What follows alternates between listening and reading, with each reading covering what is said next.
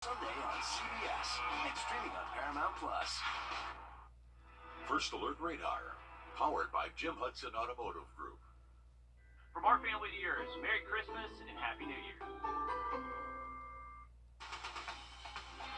Live from Augusta, you're watching News 12, live at 5. Live at 5, we are digging into a newly released search warrant, shedding light on how deputies believe a missing Aiken County mother died. But before we get to that, we want to take a peek outside. Live look here, the I-20 right at the state line. Traffic is moving pretty slowly as people make their way home after the holidays. And you can see it is miserable in terms of driving conditions out there. Really much of the same for the last day and a half, 2 days. But we want to head to First Alert Chief Meteorologist Riley Hale to see how the rest of the week is shaping up.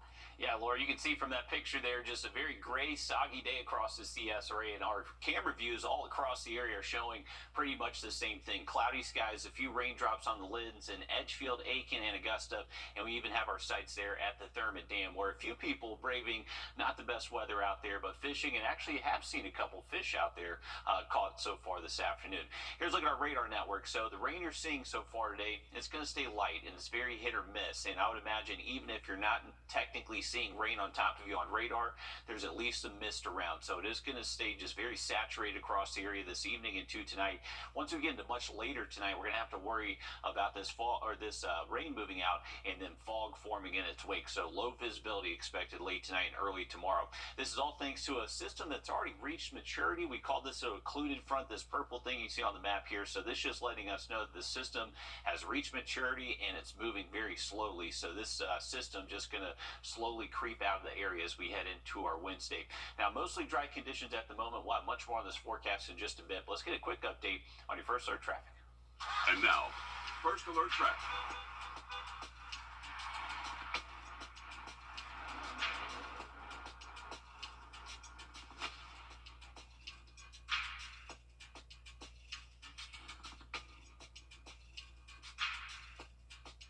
All right, folks, let's take a look at our picture just outside the building. Looking down I-20 eastbound lanes, you can see traffic moving okay at the moment, despite a little bit of rain out there, but definitely some slick spots, so make sure you are staying safe and taking a little bit slower than usual.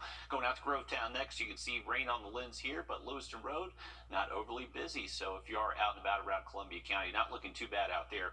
It is wet today, but we are expecting a drier rest of the week. We'll have that full forecast coming up in just a little bit. We're learning new details tonight in the death investigation involving a 2-month-old girl in Belvedere back in October. The Aiken County coroner says Charlotte Lohler died October 15th at her home, and it is now being ruled a homicide. The coroner says the pathology report has not revealed the final cause of death, but the sheriff's office led and the coroner's office are all investigating that. Her obituary says the baby was the daughter of Jordan Fowler. We're working to find out if any arrests have been made in this case, and we'll keep you posted.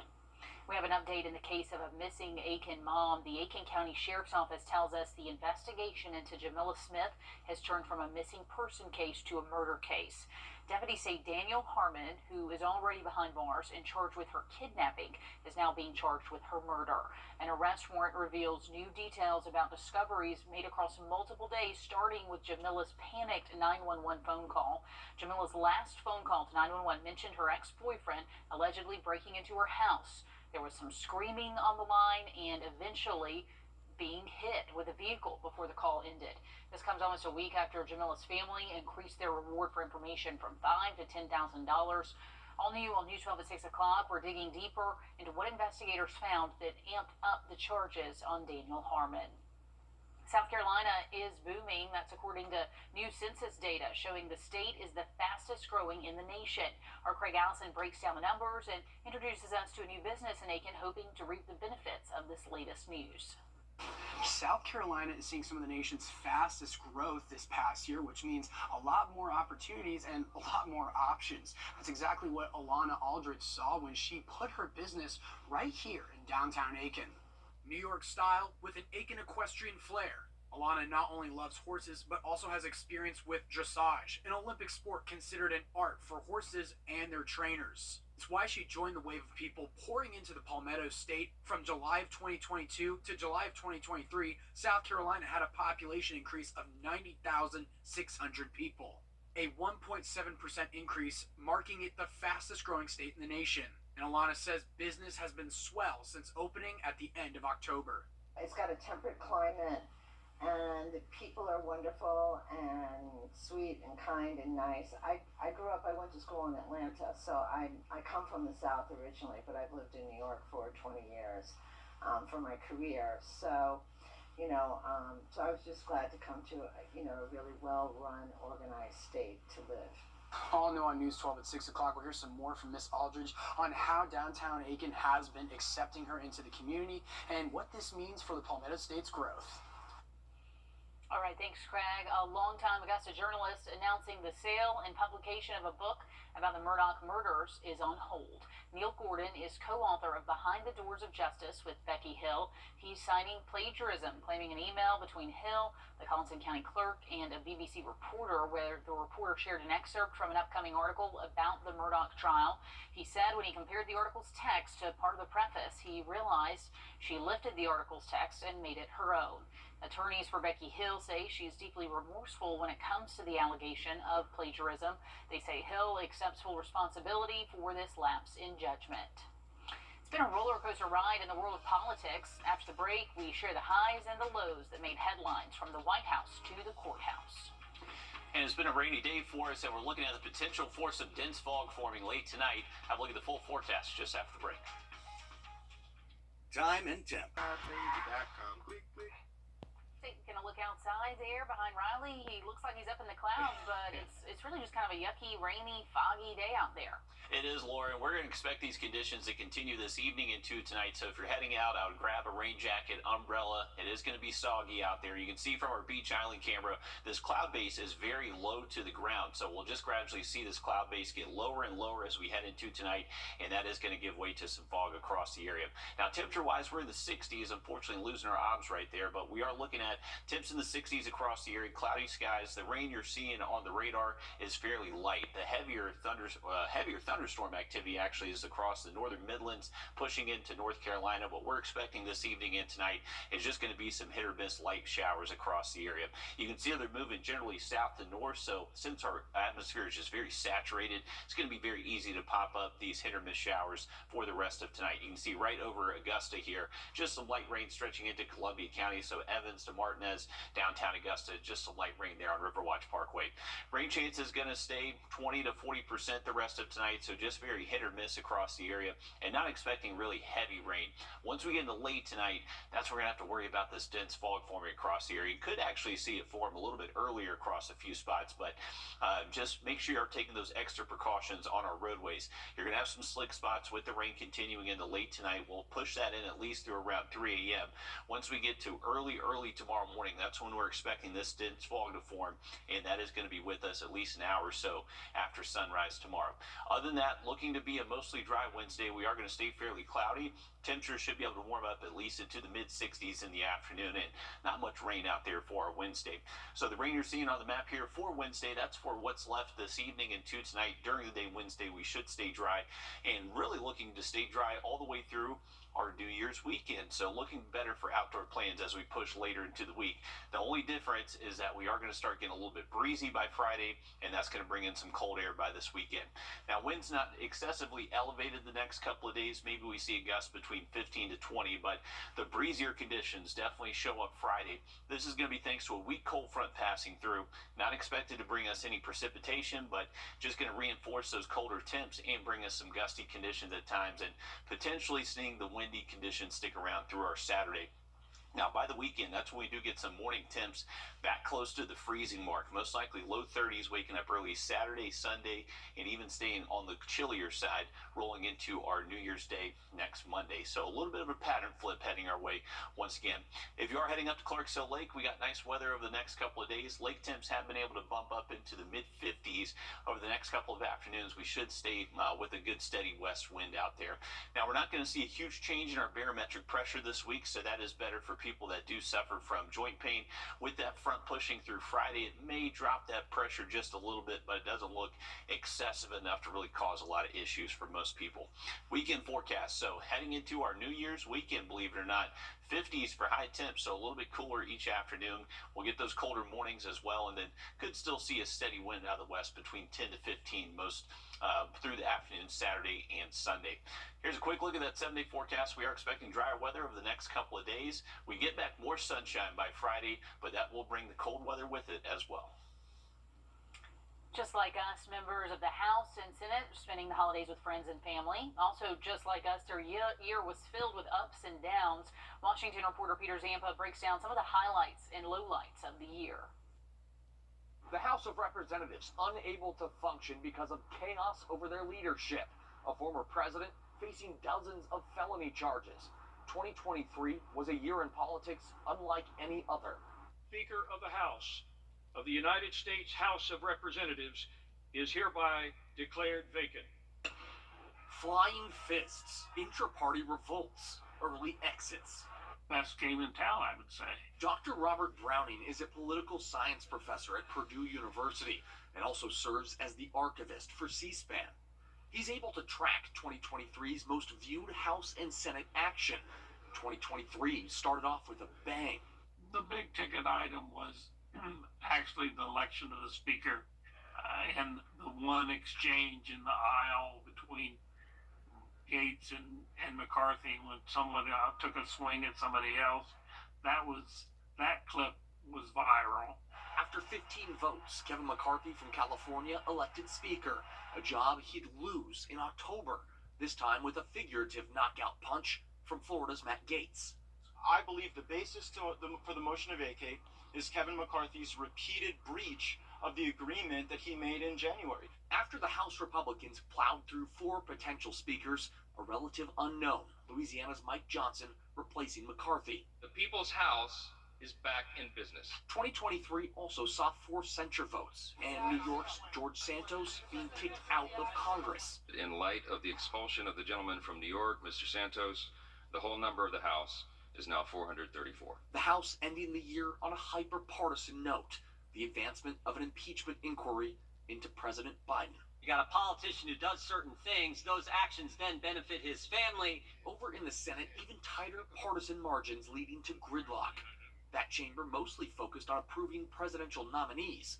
The party divide leading to Vice President Kamala Harris casting 7 tie-breaking votes, surpassing all of her predecessors. The Senate being equally divided, the Vice President votes in the affirmative, and the motion is agreed to. Down the street at 1600 Pennsylvania Avenue, President Joe Biden signing 22 executive orders in 2023, 173 proclamations, and 54 bills into law. There you go. Biden's likely 2024 challenger, former President Donald Trump, also dominating headlines, with a new presidential campaign and 4 indictments, totaling 91 felony charges. Trump continues to stir up the interest. His rallies have a following, and so they always have big numbers. Those charges stemming from various alleged incidents, including having classified documents and attempting to overturn the 2020 election. I'm an innocent man. I'm an innocent person. People also said goodbye to key political figures in 2023. Controversial foreign policy figure Henry Kissinger, former Supreme Court Justice Sandra Day O'Connor, Senator Dianne Feinstein, former First Lady Rosalind Carter. Now, this political whirlwind is not going away anytime soon. Immediately in 2024, we will have the Iowa caucuses, January 15th, and the first in the nation primaries in New Hampshire, January 23rd. Reporting in Washington, I'm Peter Zampa, and that was 2023. Drug agents in plain clothes searching passengers at airport gates across the U.S. looking for cash. We look into this ongoing investigation by our Atlanta investigative team when Live at 5 returns. First Alert Radar, Wrdw Group. Wrap up the year sales event at Waynesboro Chrysler Dodge Jeep Ram. Beat the deadline now through the end of the month. Price drop, Rams, Renegades, and Grand Cherokee L's up to $10 grand off. We'll pay off your credit card up to $1,000. Good to go, Waynesboro.com. Dear Santa. The Kennedy Center Honors, tomorrow on CBS and streaming on Paramount Plus. Don't wait. Drastic discounts right now. The wrap up the year sales event at Waynesboro Chrysler Dodge Jeep Ram. Rates as low as 2.9%. Lowest prices of the year. Good to go, Waynesboro.com. searching the carry-on bags of Hartsville-Jackson passengers without getting warrants. Can seize anything over $5,000 if the passenger can't prove on the spot their own money didn't come from drug trafficking. No arrests are made. Investigative reporter Brennan Keefe takes us undercover in plain sight.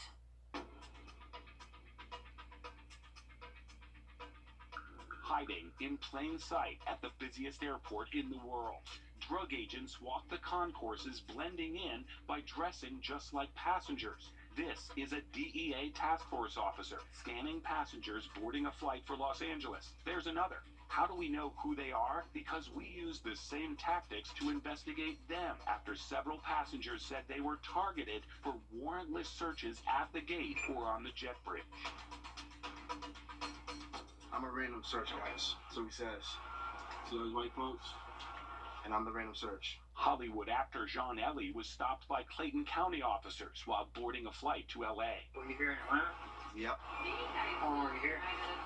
Doesn't matter. Why you asking me all these silly questions? Check my bag, do what you gotta do, so I can get out of here, please. The narcotics officers didn't find anything, but kept asking questions of the Emmy-winning actor. When you purchased your ticket? Don't worry about it, man. Just what's it called? Check my bag so I can get out of here, please. I just back here. Thank you.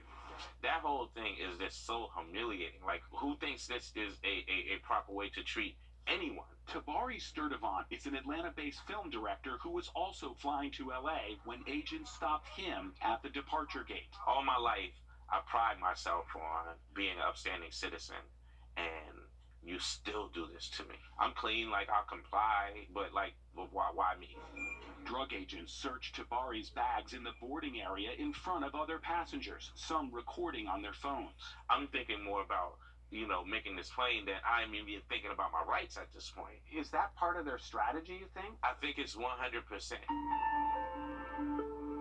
Records show that DEA and local police rarely find any drugs or make arrests during what they call cold consent searches at the gate. I see the finish line to get on the plane. Everybody knows that feeling of getting, right at the door or getting on the jetway when you get blindsided. I'm like, man, I got to get on this flight. And they were like, if you let us do our job, I'll make sure you get on your flight. So I'm like, do what you got to do. They didn't find anything suspicious in Tabari's bag. So what were they looking for? He just is like, are you high? Have you smoked? Do you have any drugs in this bag? Do you have any money?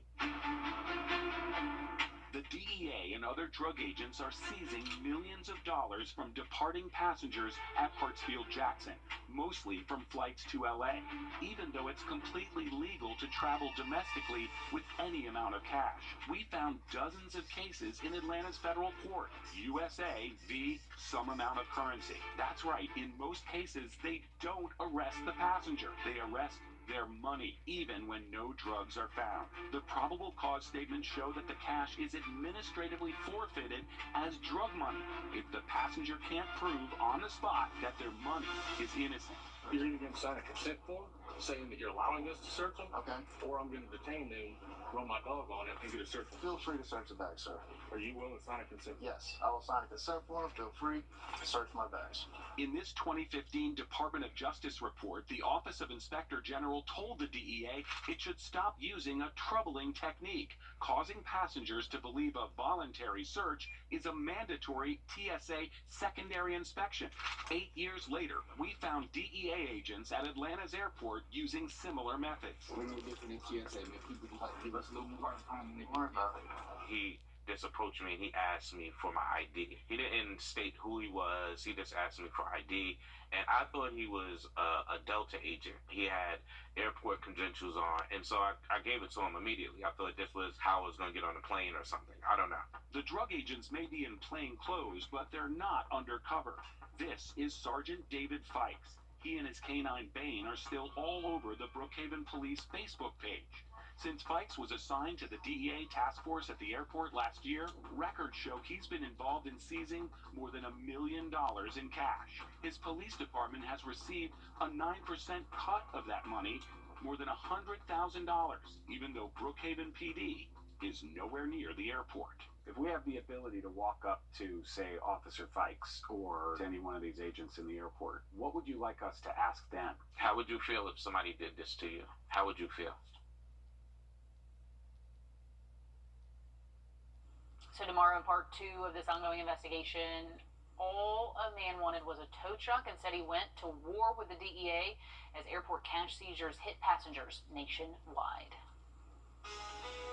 Well, it has been a wet day across the CS area, and what we're worrying about late tonight is some dense fog forming. We're already seeing that form across our Clarks Hill cam. Have another update on the forecast for you just after the break.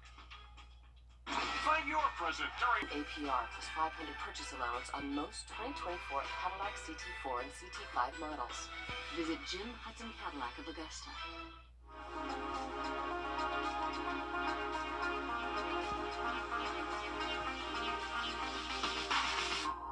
Yeah, it's real. Get spotted with an SRP Spotted sticker and get $100. That's right, it's that easy. Get your SRP Spotted sticker or magnet from any SRP location and you could be spotted and win $100. Follow us on Facebook for even more chances to win with Spot Me SRP. Good things are happening at SRP. Find your present during Okay, taking a look at a cute little baby rhino here, and you know, what better way to get back into the news than looking at Zoo Atlanta welcoming this baby rhino, a cute little Christmas miracle. The southern white rhinoceros is the first to be born at Zoo Atlanta. Zoo officials say it's healthy, strong, it's getting great care from its mom. It's only the second rhino to ever be born at Zoo Atlanta. Wow, that's impressive. You don't see a lot of big animals like that born in captivity. So no, very sweet. Hopefully that little rhino has a great Christmas and Happy New Year here coming up in just less than a week. We do have some pretty wet conditions outside. Here's a look at our thermodam cam. You can already see the fog starting to form over the lake. So this is what we're worried about forming across the area as we head into late tonight and early tomorrow morning. So make sure you are being safe on the roadways. You can see the headlights already on for this guy about to cross over the dam. So remember, low beams, not high beams if you're driving in the fog. Here's a look at our radar network. We're still keeping the chance for some hit or miss light showers to continue this evening and to tonight. As we head into late tonight, we'll eventually see our low temps bottom out in the mid 60s, but it could be tough to see a few things out there late tonight and early tomorrow with this fog around, so be safe out there. Once we get later to the week, we are expecting temperatures to cool off, highs only into the 50s as we get to Friday. All right, don't go anywhere. We have a preview as the Bulldogs get ready to head to Miami, coming right up. First Alert Radar, powered by Jim Hudson Automotive Group. You're watching News 12 live at 5. Continues. It is the road to Miami. The Georgia Bulldogs facing off against Florida State. Sports Director Dan Booth has more on the game and all the preparations just days away. But first, we want to head outside because there is heavy fog already forming, and as people are heading home from the holidays, it could be dangerous, Riley. Absolutely.